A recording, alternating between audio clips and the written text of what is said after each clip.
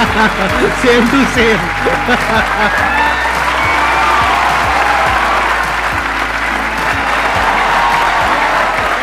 Please have a seat back.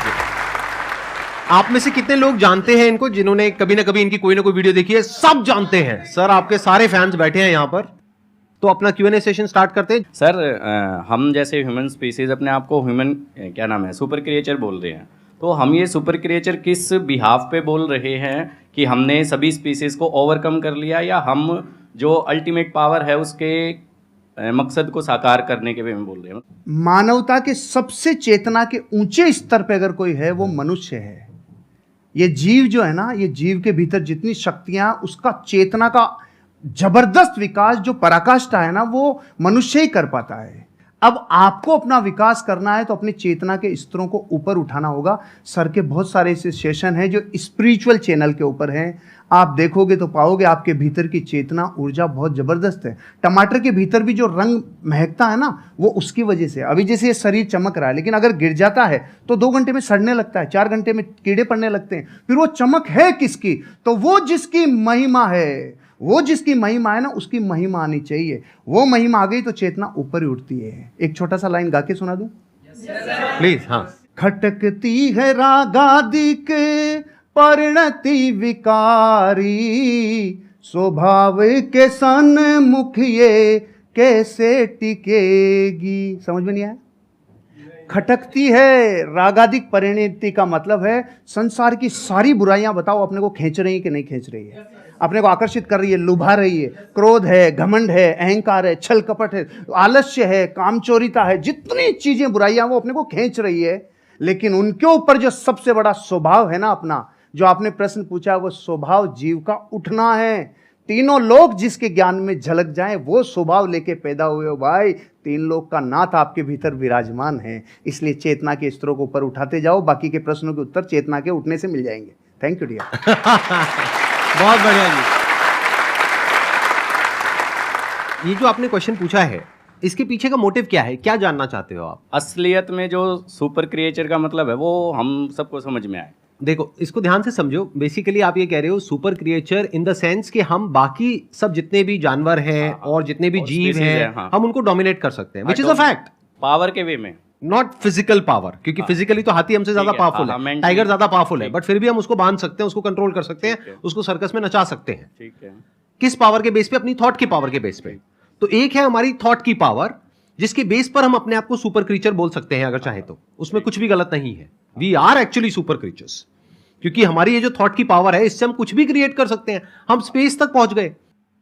तो अगर ये एक सुपर क्रिएचर की निशानी नहीं है तो क्या है? तो एक सुपर क्रिएचर का स्टैंड पॉइंट हो सकता है जो पावर्स हैं हमारे थॉट की, वो हमारी फिजिकल पावर्स नहीं है, वो थॉट की पावर है, माइंड की पावर है, इंफॉर्मेशन की पावर है, डेटा की पावर है। ये अलग अलग वर्ड्स में यूज कर रहा हूं, है एक ही चीज। Without information there is no mind. ये सब नॉलेज की, इंफॉर्मेशन की, साइंस की, डेटा की, इन सब चीजों की पावर है। तो एक तो पावर ये है जिसके बेस पर आप अपने आप को सुपर क्रीचर बोल सकते हो, विच इज अ फैक्ट। एक दूसरी पावर है जिसके बारे में बहुत ही कम लोगों को पता है। पहला है इस दुनिया का ज्ञान, उसको अनात्म ज्ञान बोलते हैं, यानी चीजों का ज्ञान। दूसरा है आत्मज्ञान। आत्मज्ञान मतलब, आत्मा मतलब मैं, कोई भूत प्रेत नहीं, जैसा मूवीज में देखते हैं, राइट। आत्मा मतलब मैं, तो मेरा ज्ञान, मैं कौन हूं। तो वो जो ज्ञान है, अगर वो आपको हो जाता है, और हो जाता है मतलब अपने आप नहीं हो जाएगा, ऐसा नहीं आप रात को सोए और सुबह उठे और अपने आप हो गया, ऐसा नहीं होता। जैसे हर ज्ञान में होता है, ऐसे इसमें होता है। स्टडी करना पड़ता है, समझना पड़ता है, क्वेश्चनिंग करनी पड़ती है। जो समझ आया उसको फिर क्वेश्चन करना पड़ता है, फिर एंड तक जाना होता है। फिर not just theoretically but experientially you know what you are. और फिर वहां पर एक महावाक्य है, अहम ब्रह्मस्मि, मैं ही वो हूं, तत्वमसि, आप ही वो हो। वो मतलब क्या? The supreme reality, the supreme truth of this universe, you are that.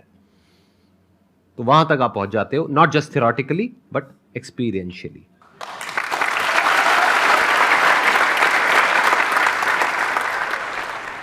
Sir, जैसे कि हम किसी पे ट्रस्ट करते हैं, बहुत ज़्यादा ट्रस्ट करते हैं उस पर, और मतलब उसके साथ हम हर कुछ शेयर करते हैं, चाहे हमारा फैमिली में है, कोई फ्रेंड में है, कुछ भी हो। जब वो एक बार हमारे ट्रस्ट को हर्ट कर देता है, वो हमें बहुत ही बुरा समझ लेता है और कुछ भी कह सकता है वो कभी भी। तो दोबारा अगर उससे रिलेशन बन रही है, हमारी बातें करनी स्टार्ट हो रही है, सब कुछ हम इग्नोर करके, तो क्या सर दोबारा से उस पर हमें वही ट्रस्ट पहले वाली लानी चाहिए, उसके साथ शेयरिंग करनी चाहिए, या उसके साथ मतलब खुल के हम बातें कर सकते हैं कुछ भी? नेपोलियन हिल से जब जीवन में सबसे बड़ी सीख को लोगों ने कहा ना, एक लाइन में बता दो। नेपोलियन वो व्यक्ति हैं जिन्होंने 25,000 से ज़्यादा लोगों के ऊपर कई वर्षों तक अध्ययन किया, और फिर एक व्यक्ति राजस्थानी मारवाड़ी गया, उन्होंने कहा साहब हमें पूरा ज्ञान नहीं चाहिए, एक लाइन में बता दो, एक लाइन में बता दो। तो उन्होंने पता है क्या बोला? डोंट टेक इट पर्सनली, दिल पे नहीं लेना, दिल पे नहीं लेना, क्योंकि रास्ते में तो स्क्रैच होंगे, हम इमोशनल हैं, हमारे स्क्रैच तो होंगे, लेकिन अगर दो लोगों को अर्धनग्न करके दौड़ा जाए, एक को तेल लगा के और एक को सूखा, तो मिट्टी ज़्यादा कौन लाएगा? तो तेल लगाना बंद कर दो, यहाँ नहीं, दिल पे तेल लगाना बंद कर दो, हृदय पे लेना बंद कर दो, नहीं तो जैसे ही मार्केट में जाएंगे लोग तो आपको कुछ कहेंगे। तो पहली बात तो दिल पे नहीं लेना, क्योंकि दिल पे लेते लेते तो खत्म ही हो जाएंगे, फिर सबका दिल पे लेते चले जाएंगे, एक बात। दूसरी बात, आप कह रहे हैं दोबारा ट्रस्ट करें कि नहीं करें, सोच समझ के, विचार करके, क्योंकि जिस व्यक्ति ने एक बार ट्रस्ट तोड़ा है तो फिर वहां पर एक सिद्धांत लागू होता है, प्रेम भाव हो सब जीवों से, विश्व के हर जीव से प्रेम हो भाई, करुणा स्रोत बहे दुखियों पे फिर विशेष करुणा बहनी चाहिए, प्रेम भाव हो सब जीवों पे, करुणा स्रोत बहे दुखियों पे, दुर्जन में मध्यस्थ विभो, ये जो दुर्जन है ना उसमें फिर थोड़ा मध्यस्थ विभो उन पे, और गुणी जनों में हर्ष प्रभो, जैसे सर गुणीजन है तो ऑटोमेटिकली हृदय से एक श्रद्धा बहती है। तो प्रेम भाव हो सब जीवों में, गुणी जनों में हर्ष प्रभो, करुणा स्रोत बहे दुखियों पे, दुर्जन में मध्यस्थ विभो। दुर्जन से थोड़ा दूरी बना के रखिए, आगे बढ़ जाएंगे। ट्रस्ट तोड़ने का मतलब क्या? वो छोटा भी हो सकता है, बहुत बड़ा भी हो सकता है। छोटा मतलब क्या कि आपको कहा कि हाँ हम यहाँ पर घूमने के लिए जाएंगे, और एंड टाइम पे उसने कह दिया नहीं जाएंगे, ये भी ट्रस्ट तोड़ना है। और एक है कोई बड़े लेवल पे ट्रस्ट तोड़ना, यानी कि आपकी शादी हो गई है और कोई तीसरी बीच में आ गई है, I am just giving an example, या फिर उसने पैसा आपसे लिया बोल करके कि 15 दिन में दूंगा या दूंगी, और बहुत पैसा आपसे ले लिया जो आपने कहीं से अरेंज करके दिया, उसके बाद में आप उसको फोन कर रहे हो, फोन ही नहीं उठा रहा है, 1 महीने तक 2 महीने तक, एक आध बार ना उठाए तो हो सकता है कोई जेन्युइन प्रॉब्लम हो, बट आपको समझ आ गया उसकी नीयत ही नहीं है पैसे वापस करने की। तो जब आपको समझ आ गया है कि वो इंसान भरोसा करने के लायक नहीं है, तो दोबारा भरोसा क्यों करना है? तब तक जब तक कि उसको एक्चुअल में पश्चाताप नहीं होता है। इंसान बदलता है, ये प्रकृति बदलती है, सब कुछ बदलता है, इस दुनिया में एक ही चीज कांस्टेंट है, दैट इज चेंज, सब कुछ बदलता है। तो हो सकता है वो इंसान आज ट्रस्टवर्दी ना हो, लेकिन 6 महीने बाद या 1 साल बाद वो पूरी तरह से बदल जाए। तो आपको देखना है कि क्या वो उसकी एक गलती थी, गलती किसी से भी हो सकती है, आपसे भी हो सकती है, मेरे से भी हो सकती है, इनसे भी हो सकती है, तब तो ठीक है, उसने पश्चाताप कर लिया और बार बार आपको सॉरी बोल दिया, कर दिया, बात खत्म। बट क्या वो उसकी फितरत है? क्या वो दुर्जन है? जैसे इन्होंने वर्ड यूज किया दूरजन, मतलब कि ऐसे जनों से दूरी रहो, दूरी बना करके रखो। सर जैसे कि आप बता रहे रिश्तेदार हो गए या फिर लोग हो गए, इनको इग्नोर करो, राइट? बट अगर बात हो जीवन साथी की, आप उनके लिए मतलब सब कुछ कर रहे हैं, सब कुछ मतलब कि जैसे कि घर संभालना हो, बच्चे संभालना हो, साथ में उनका फाइनेंशियली भी उनको हेल्प करना हो, बट हम उनसे सिर्फ एक ही चीज़ चाह रहे हैं कि अगर वो हमें थोड़ा सा समय दें, पूछे कि आप कैसे हैं, क्या है, बट वो चीज़ होता नहीं है।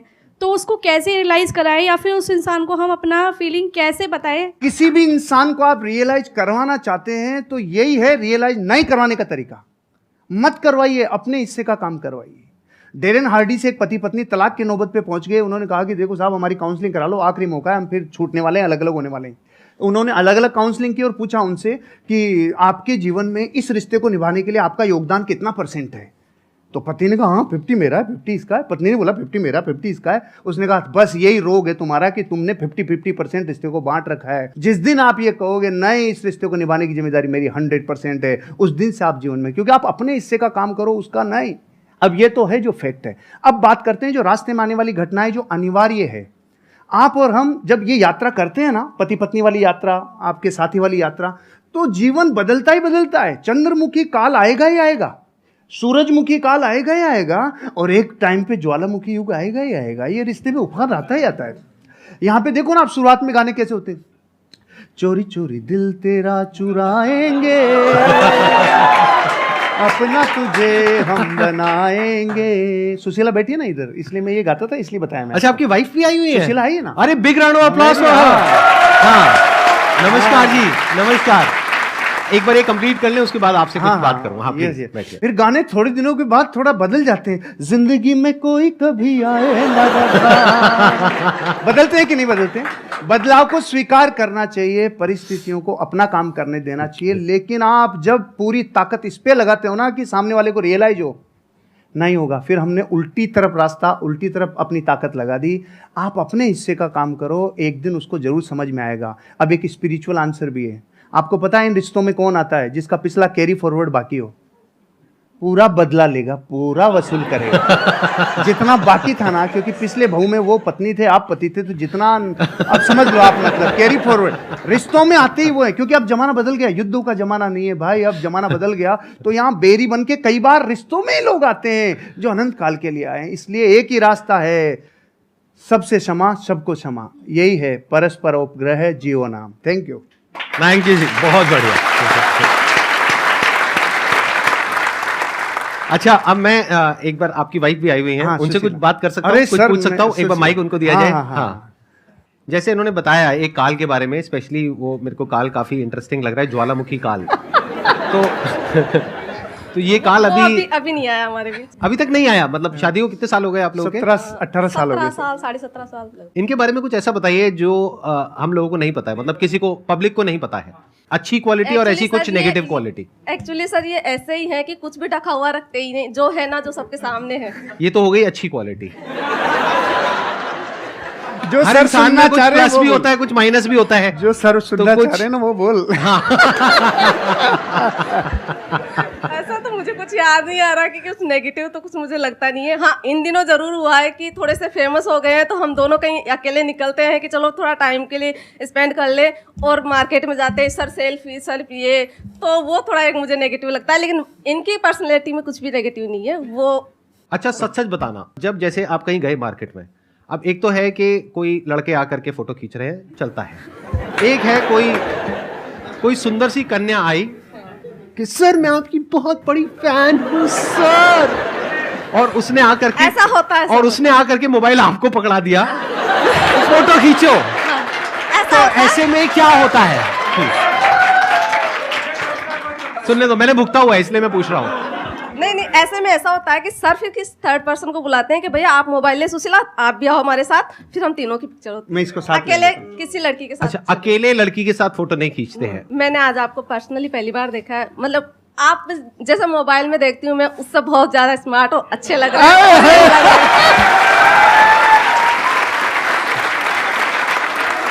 सर आपका क्या कहना है इस बारे में? सर मेरे से ज्यादा यही देखती है। अच्छा, और मैं जब नहीं देख पाता और इतना ज्यादा व्यस्त रहता हूं, तो ये मेरे को पूरी रिपोर्ट देती है। आज की वीडियो में ये था, आज की वीडियो में था, पूरी समरी मेरे को आपको यही देती है। सर आई हमारा मस्ट से जीवन- आप दोनों की जोड़ी बहुत अच्छी है, और may God bless you both. Thank you sir, thank you. हाँ, आपकी और मैम की भी बहुत अच्छी है। मैंने आपका वीडियो देखा था आपने, और हमारा वीडियो देखा था? मैंने रिपीट 2-3 बार देखा कि कितना अच्छा हमने बोलते हैं पूरा- मैम। मतलब मैं कैमरा फ्रेंडली नहीं हूँ। अभी आपसे बात करी तो अच्छा, अभी मेरे सामने कैमरा आ जाएगा तो मैं बोल नहीं पाऊंगी। तो इसलिए तो मैम बहुत अच्छा बोलती हैं। आप मेरी तरफ से उनको बहुत बहुत congratulation. Done, I pass on your message please. बैठिए।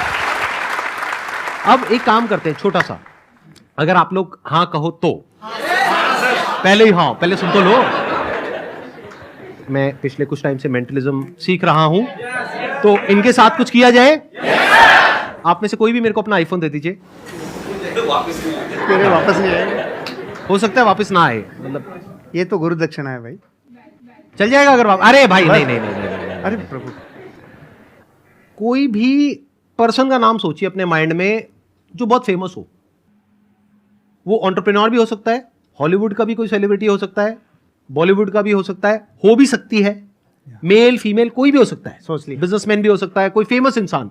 आप किसी को दिखाएंगे नहीं, हाँ। बिल्कुल अपने पास रखेंगे ताकि पीछे भी कोई छुपा हुआ कैमरा हो सकता है, कहीं भी कुछ भी, बिल्कुल पास जा करके आराम से बस उस इंसान का नाम आप यहां पे टाइप कर देंगे।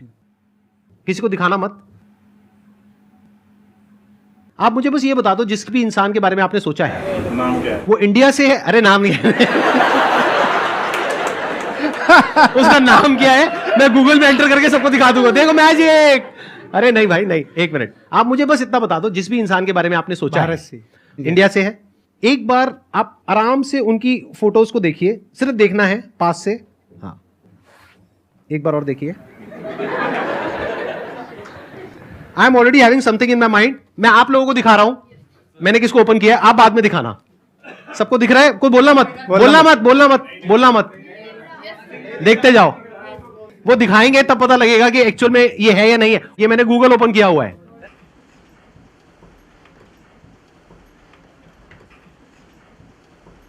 दिखाओ सर कौन है। सच में?